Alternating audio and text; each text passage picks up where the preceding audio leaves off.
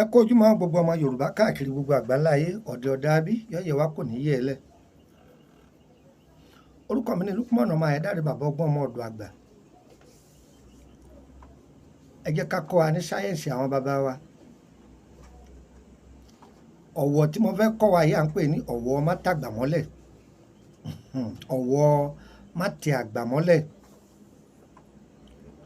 Wọ́n ní àrísàǹtì ní àkútà gìrì ń tẹjọ bí kọ̀ǹgọ́ bá bojú lù dààmú àdàbòlù a sì dàbò sáwóró. Àrá kì í sá kí jìnnìjìnnì ọ má balẹ̀. Ṣé ń pọ̀fọ̀ ní ìpọ̀fọ̀ ẹ má bínú. Wọ́n fẹ́ fún yín ní ọ̀wọ̀ yìí ẹ lọ ṣe. Tọ́ bá lò ó bí àwọn ọ̀kà èèyàn bá rí ọ eré tètè pàápàá jùlọ ẹ̀yin tẹ́ ẹ bá jọ́ ọlọ́pàá ẹ̀ ṣe é.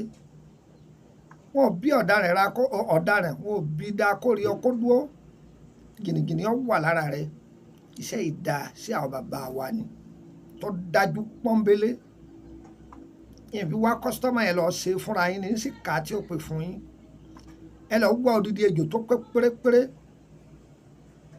Èyíkéyìí ejò tó pé pérépéré. Ṣọ̀ṣọ̀ ẹ̀yìn ọ̀pẹ. Ṣọ̀ṣọ̀ ẹ̀yìn ọ̀pẹ. Ọ̀gbọ́ odidi àtàrí. Ewé ọ̀wọ̀. Igi tí àrá pa. Ó ti tọ́jú igi tí àrá pa. Ó yẹ kó gbogbo ẹ̀ sórí náà jó. Tẹ́ bá ti jó tán tọ́ bá wá fẹ́ lò tọ́ bá ti bù sẹ́kọ̀. Sáwóró etí ìlù tí wọ́n ń lù sáwóró ń fàwòrán rẹ̀ hàn yín. Sáwóró ìlù ẹ máa fi fọ́ ẹ̀kọ papọ̀ ni. Ó lè ra sáwóró lórí igbá o. Sáwóró tó jẹ́ pọ́ wà létí ìlù ọlọ́ra àwọn onílù ni wọ́n tà fún ọ. Wọ́n máa fi fọ́ ẹ̀kọ pọ̀. Àrísàǹtì náà àkútà gìrì ń tẹjọ. Báàrá bá sá jìnnìjìnnì á dàbólẹ̀. Kọ̀ǹgọ́ kì í bọ́ọ̀lù. Kára àlọ́ lélẹ̀ yóò máa gbọ̀n jìnnìjìnnì ni. Bẹ́ẹ̀ ni ń pọ̀fọ̀ o ń ṣàlàyé ni o. Ṣàdúrà bó ti fẹ́ sí kọ́ máa wá lò ó dúpẹ́ fún Ọlọ́run. Ó lè mọ bẹ́ẹ̀ fún ọ. Àgàgà kọ́ wá lò sẹ́yìn. Kó lo iṣẹ́ ìṣọ́ra àbí kó lo iṣẹ́ aṣẹ́ta àti ẹ̀yọ́nú. Kódà iṣẹ́ ìdá pàápàá fẹ́ni tí bá jólóṣèlú ọ̀dà fún ọ. Tí wọ́n bá ń lò àbọ̀gà ilé iṣẹ́ kan ni àbí bákan ọba lò ọ̀dà gan ni. Ọ̀dà gan ni. Orúkọ mi ni Lukman ọmọ Ayédáre bàbá ọgbọ́n ọmọ ọ̀dọ̀ àgbà. Ewé ọ̀wọ̀ a máa fẹ́ gbẹ̀gẹ̀dẹ̀ báyìí. Ewé ọ̀wọ̀ wọ́n fẹ́ gbẹ̀gẹ̀dẹ̀ báyìí ń fàwòrán rẹ̀ hàn yín. Bó ṣe jẹ́ nu kò níye o iye tẹ́ bá rí ní kẹjá o. Bó ṣe jẹ́ ejò kéjò lẹ́sìn lè lò. Ejò yẹn wàá jẹ ejò tó pé wọn ò ní gérí rẹ̀ wọn ò ní gáàsì rẹ̀ tí tá a fi jò. Bó ṣe jẹ́ nu.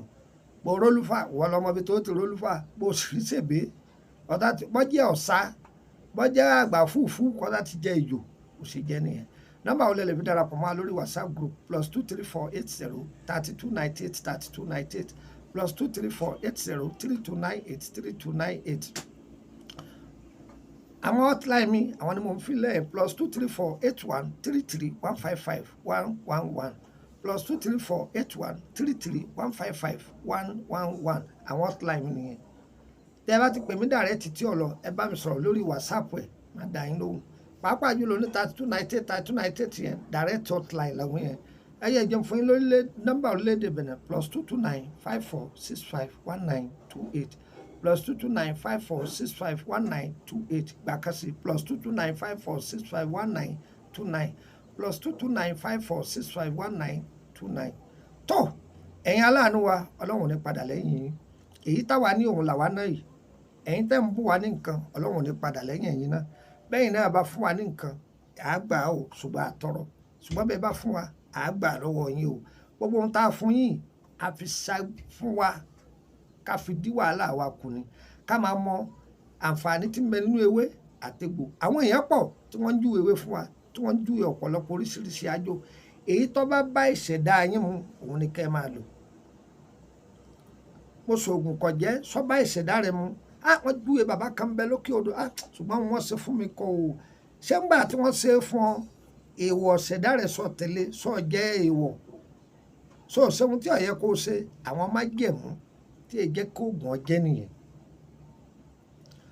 bí bọ́lọ́yìnbó bá fún yàn lóògùn wọ́n lè sọ pé ó kéré tán lójúmọ́ kéèyàn máa sunrun wákàtí 8 èèyàn mélòó ní tẹ̀lé olóyìnbó sọ fún wa pé ẹ máa mú mi dáadáa ibi di ibi àníwọlé ọjọ́ kò sí ọwọ́ àṣetán lẹ́sẹ̀ rẹ̀ ń wú ẹ lẹ́nu apá kánú rí àtẹsẹ̀ rẹ̀ ó tó wú apá kó tó wú tó èdè òní dì wá o ayé òní mú wa o àti máa ayé ti mọ̀ wá ayé òní fa ayé hàn wá o èmi wí tèmi o tó wọn wà lórílẹ̀‐èdè Côte d'Ivoire àbáyé ìwọ̀tọ̀ bá fẹ́ rí wa tùràrí ń bẹ àtúndé ń bẹ oríṣiríṣi tìró gbogbo ẹ̀ ọwà ńlẹ̀ ìtọ́jú ara lánàá ìwé àtìgbò ẹ̀ka sí wa Lukman ọmọ Ayédáre bàbá ọgbọ́n ọmọ ọdún àgbà yọ̀ọ̀yẹ̀ wa òní yẹlẹ̀ ẹ fẹ́ béèrè nípa ìrìn àjò ayé yín ẹ sanwó ẹ bá fẹ́ darapọ̀ mọ́ gúrùpù yìí mo ti sọ pé private group 10,000 ni èyí tó jẹ́ public ọ̀fẹ́ ni ṣùgbọ́n ẹ láǹfààní àti béèrè kankan yọ̀ọ̀yẹ̀ wa kò ní yẹlẹ̀ ire o ire kàbìtì nílé gbogbo wa o.